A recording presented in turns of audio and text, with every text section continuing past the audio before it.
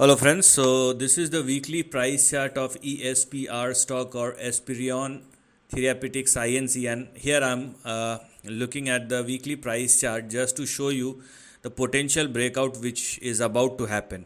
Okay, and it is clearly visible in the weekly chart. But before I'm going to say anything about the potential breakout, please understand the fact that these kind of stocks are extremely sensitive to news. So any bad news and you will see a crash of 80 to 90%. So apart from fundamental and technical risk, there is a news risk. When I'm talking about the potential breakout, I'm specifically talking about two levels to be looked at. The stock has already crossed 3.16, so it is now going to be your support and stop loss. So make sure that this particular stock is not falling below 3 or lower.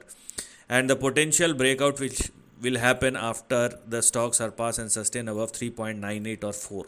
Okay, so if ESPR surpass and sustain above $4, it will be called as a price breakout, and the least which one can expect after 4 may push this particular stock towards or in between 7.33 and here we are 9.14. Okay, so or $9.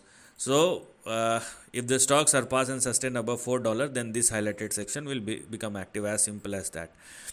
And if the stock falls below $3, then you may see further volatility or further correction, which is very much possible. So let us just not go for that. And if you want to play safe, then let the stock surpass and sustain above $4. Okay.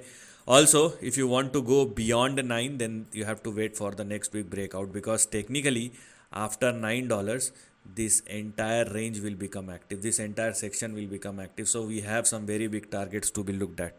So rather than focus on timing the trend, you should focus on the price action. If let the stock surpass and sustain above 4, then we have 7 and 9, and after 9 you can go for the next phase of the recovery.